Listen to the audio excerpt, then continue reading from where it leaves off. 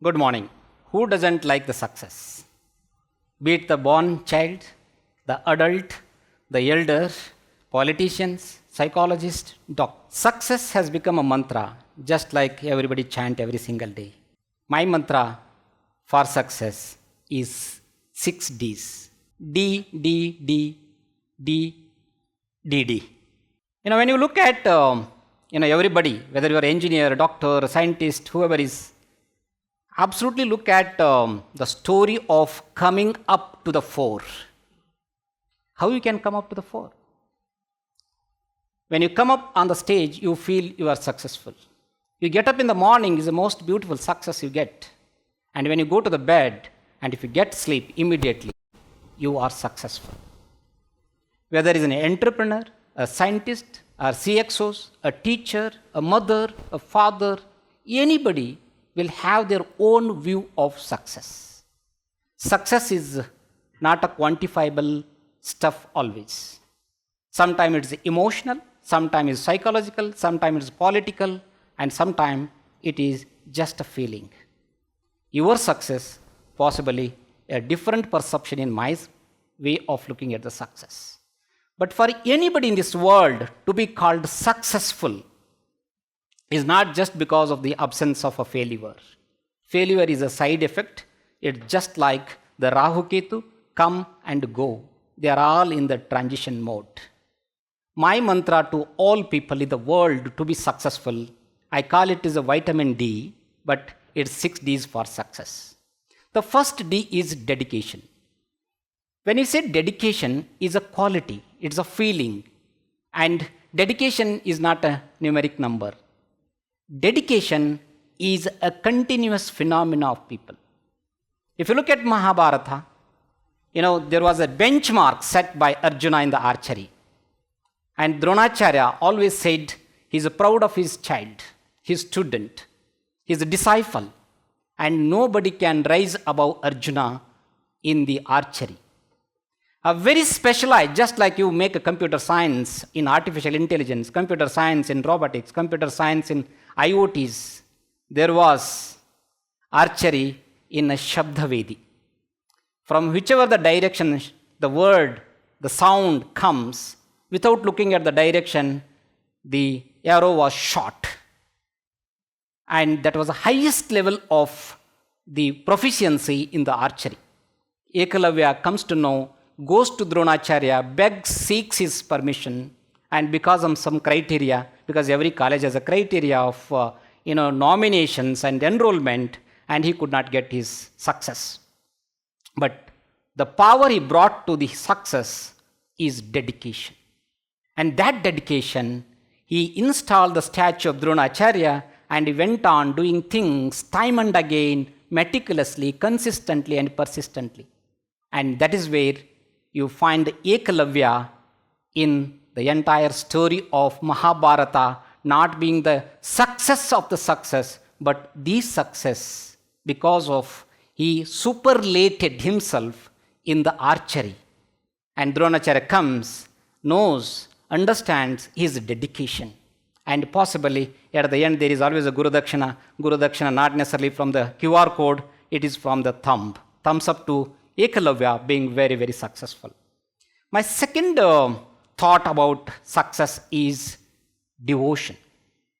Devotion is Radha's devotion to Krishna, Basava's devotion to Kudala Sangama, and devotion of you to your own girlfriend, devotion of teachers to the country, devotion of a prime minister to the entire 1.4 billion people.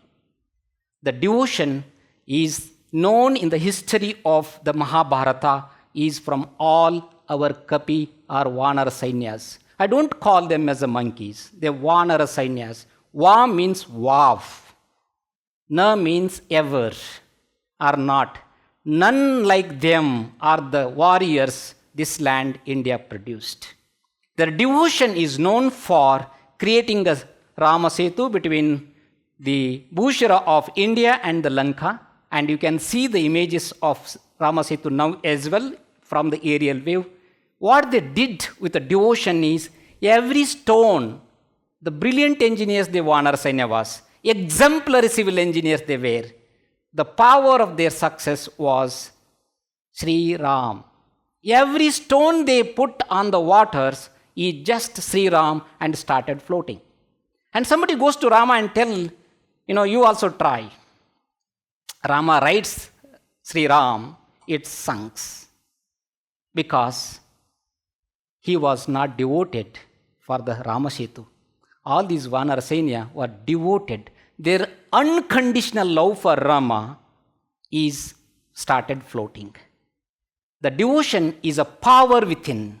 Devotion is a loyalty. Devotion is a love. Devotion is unquestionable power of an individual to do something in the life. And you see, the third very, very important element is coming up in terms of dutifulness. We all talk so powerfully, I have a right, I have a responsibility, and we question everybody, my right is my right. Nothing left in the right. But when there is a right, there is a responsibility. Where there is a responsibility, there is a dutifulness. Karmanya vadikaraste mafaleshu kadachana. This is not the physical phenomena of doing something in the time-bound, expected outcomes, but it is a moral obligation. That's why the 12th century Sharanas, they told Kayakave Kailasa. It is not going to the office in the morning, swipe in and swipe out, come out. It is not just working for the salary and waiting for the third day or last day of the salary check. It is about completely with dedication, devotion, morally. Dutifulness comes with the CAI. Confidentiality of the roles and responsibility that is given to each one of us. A, availability to the service anytime, anywhere, 24/7 by 365, if it is a 366 day.